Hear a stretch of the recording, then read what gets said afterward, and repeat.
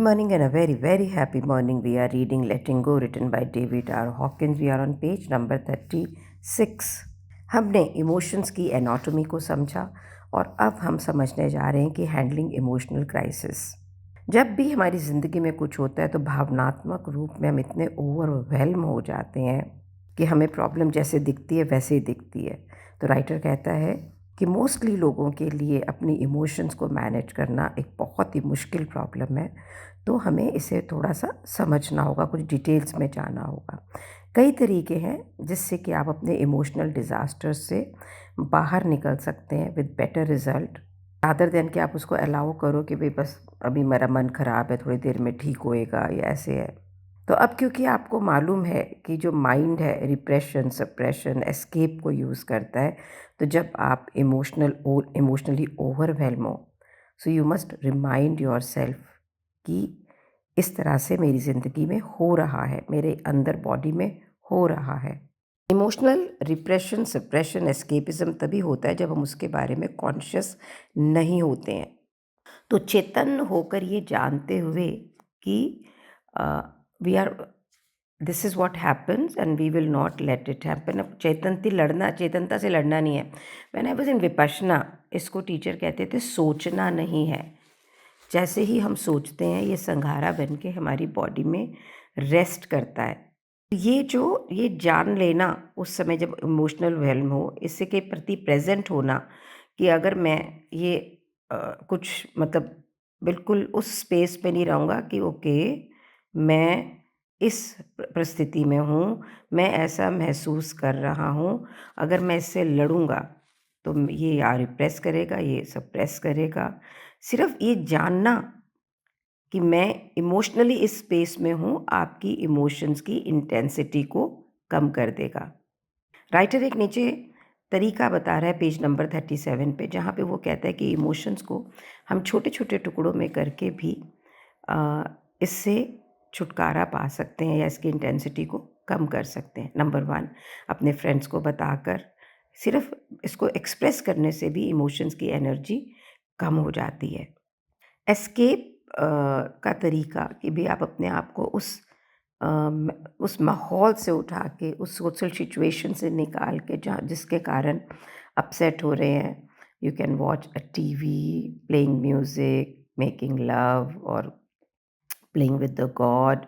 लेकिन ये जानते हुए, प्रेजेंट होते हुए कि मैं इमोशनली भी क्या स्पेस में हूँ, तो आप इस एस्केप के तरीक़ों को यूज़ कर सकते हैं। उसके बाद में सिचुएशन के छोटे छोटे हिस्सों को लेके रादर देन ओवरऑल सिचुएशन को, जो कि इमोशन के साथ में है, आप बाहर आ सकते हो। उसको इलस्ट्रेट करने के लिए एक बड़ा अच्छा एग्जाम्पल दिया उसने कि एक व्यक्ति जो अपनी जॉब छोड़ देता है, जो उसने बरसों से की और वो ओवरवेल्म्ड है डिस्पेयर में कि मैं क्या करूँगा। अब वो ऊपर के जो तीनों मैकेनिज़्म है उसको अप्लाई करे कि भी इमोशंस कम हो जाए।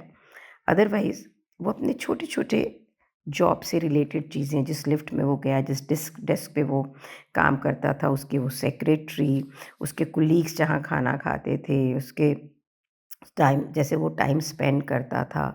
ये बहुत सारी चीज़ें हैं जो उसकी रिमेम्बरेंस में थी। तो instead of he let go the feeling of despair as a whole, he can let go the feeling of familiarity with the backgrounds of noises in the office। एक एक करके बिल्कुल उसको रिलीज़ करना।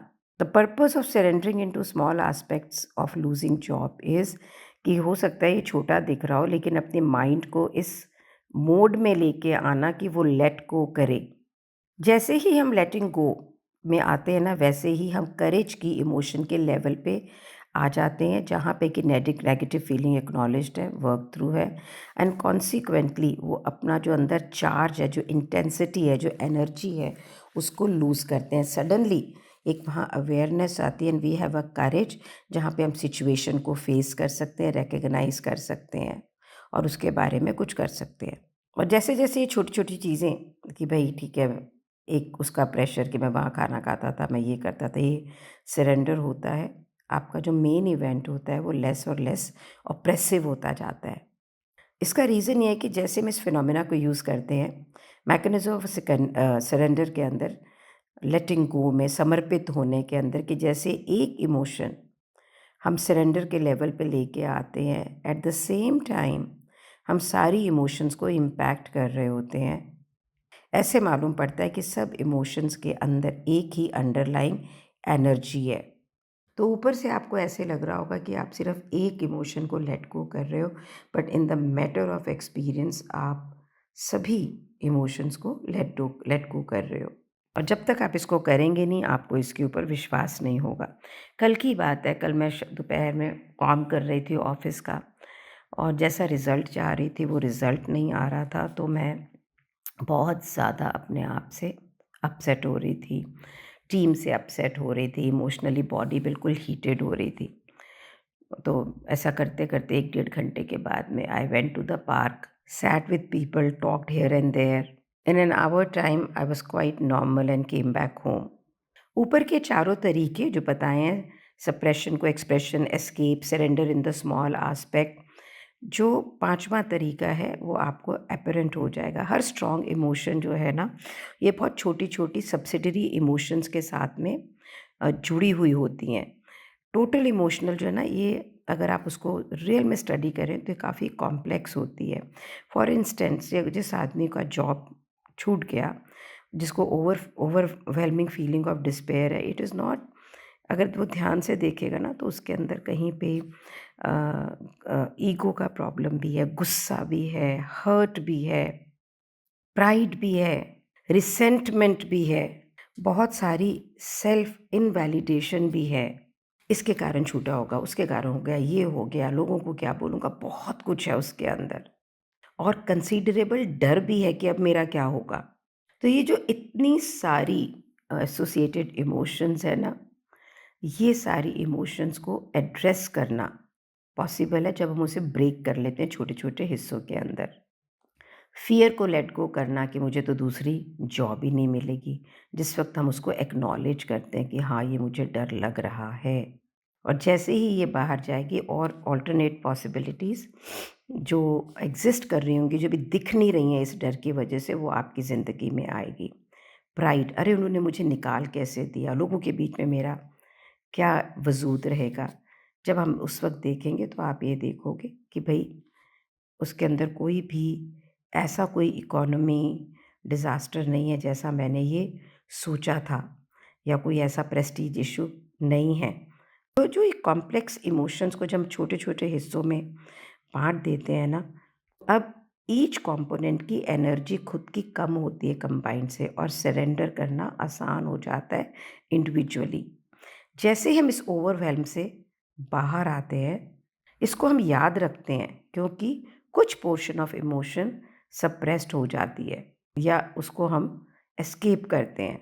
अब ये इमोशंस आपको कोई रेजिडुअल हार्म ऐसे नहीं कर रही हैं, लेकिन आप इसको री एग्ज़ामिन कर सकते हो। एक अनकॉन्शियस गिल्ट आपके अंदर रह जाता है, अंदर कुछ कड़वाहट रह जाती है, थोड़ा लोअर सेल्फ एस्टीम रहता है। और ये छोटे छोटे इमोशनल कॉम्प्लेक्स टुकड़े हैं ना, ये सालों साल तक हमारे अंदर रहते हैं, लेकिन क्योंकि अब ये बहुत छोटे होते हैं तो इनको हैंडल किया जा सकता है। और आप ये समझ लो, ये कभी भी ट्रिगर हो सकते हैं।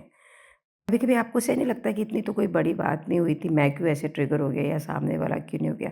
ये जो सप्रेस्ड इमोशंस है ना, जो ये इसकी वजह से ऐसे होता है।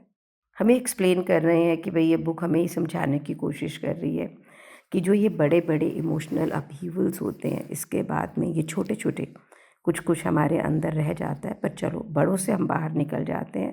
तो कहने का अभिप्राय ये क्या है कि handling the crisis from emotional aspect rather than intellectual level will shorten the duration dramatically. अपनी भावनाओं को समझना, अपनी इमोशंस के प्रति प्रेजेंट होना will pull you out of the situation faster. अगर यही सिचुएशन कि मेरा जॉब नहीं, उसको हम इंटेलेक्चुअली करें, वहाँ से उसको देखें, तो थाउजेंड्स ऑफ थॉट्स आएंगे, हाइपोथेटिकल सिनेरियो होगा, सफ़र करेंगे हम कि अरे ये हो गया तो वैसे उसने मेरे लिए ऐसे कैसे कर दिया, उसने वैसे कैसे कर दिया, मैं इतना अच्छा था वहाँ पे या उसको। तो बहुत सारी थॉट आएंगे, और दिस इज़ ऑल फ्रूटलेस। बिल्कुल, जब तक कि उसके अंदर से जो आपके भावनाएं, जो इमोशनली आप अपसेट हो रहे हो, वो सरेंडर नहीं होगा, ये थॉट्स एंडलेसली चलती रहेंगी। हम सब अपनी ज़िंदगी में ऐसे लोगों को जानते हैं और हो सकता है आप खुद भी ऐसे हों कि आपकी ज़िंदगी में कुछ इमोशनली हुआ है और आप अभी तक उससे रिकवर नहीं हुए हैं and it has really coloured your life in a way कि अब यू नो आपके पास नो हाउ नहीं है कि इसको मैं कैसे करूं। दुनिया अलग ढंग से दिखती है। मेरे भाइयों ने से मैं लिटिगेशन में रही, उससे पहले दुनिया में बहुत प्यार, बहुत सिक्योरिटी थी, बहुत कुछ था। फिर वो लिटिगेशन हुआ, उन्होंने मुझे चोर बोला, उन्होंने मुझे फ्रॉड बोला। मैं उस इमोशंस को संभाल नहीं पाई उस समय। लैंडमार्क जॉइन किया, विपश्यना जॉइन किया और फिर उस इमोशंस को समझा, उसमें से उसको हैंडल किया। बहुत कुछ निकल गया है, लेकिन मैंने बहुत बड़ी प्राइस भी पे की उसके लिए। अभी भी उसका रेजिड्यू है, ऐसा नहीं है कि नहीं है। जब अभी इसको रिकॉर्ड कर रही हूँ तो भी दिल को कुछ हो रहा है, लेकिन अब ये प्रेजेंट हूँ इस दिल के कुछ होने पे। जिस समय हम अपनी लाइफ के क्राइसिस को सक्सेसफुली हैंडल कर लेते हैं, अपने इमोशंस के प्रति प्रेजेंट होके, आप ये समझ लो, और जब उसका हमारी बॉडी के ऊपर इम्पैक्ट कम होता है, सप्रेशन कम होती है, रिप्रेशन कम होती है, तो आप में ना एक कॉन्फिडेंस भी आता है कि आप इस प्रकार की इमोशनल सिचुएशन को बेटर करके यू नो निकल सकते हैं ज़िंदगी के अंदर। आपके पास में अवेयरनेस ज़्यादा आती है, आपको ज़िंदगी के अ, होने तरीके से डर कम लगता है, आपको मास्टरी की फीलिंग आती है, कंपैशन निकलता है। कंपैशन बनता है जब दूसरे लोग सफ़र करते हैं, you are very compassionate towards it. दूसरों को आप हेल्प करते हैं कि वो ऐसे सिमिलर सर्कमस्टेंसेस से निकल जाए। और राइटर कहता है पेज नंबर 40 पे कि जब हम लाइफ के ऐसे क्राइसिस से निकलते हैं ना, उसके बाद में एक अलग ही ढंग की शांति, कामनेस आती है। बहुत बार हम एक मिस्टिकल एक्सपीरियंस भी करते हैं, थोड़ी-सी जैसे साधु लोगों का एक्सपीरियंस नहीं होता है, वैसा भी होता है। और क्योंकि ज़िंदगी कभी भी एक जैसी नहीं होती है, हमेशा दिन-रात, रात के बाद दिन होता है, तो ऐसे मालूम पड़ता है कि आत्मा की जो डार्क नाइट थी, इसके बाद में एक high and sense of awareness भी है। इसका बेस्ट नोन एग्जाम्पल है कि एक ऐसा व्यक्ति जिसने नियर डेथ एक्सपीरियंस किया, अब उसने बहुत सारी इस सब्जेक्ट के ऊपर किताबें लिखी हैं, सर्टन टू रिवील सर्टन कम्युनलिटीज़। उसका एक डेथ के से रिलेटेड जो फियर, डेथ को बिल्कुल नियर डेथ एक्सपीरियंस को एक्सपीरियंस करके ख़त्म हो गया, और अब वहाँ पर एक profound sense of serenity, peace, oneness, immunity from fear आ गया है।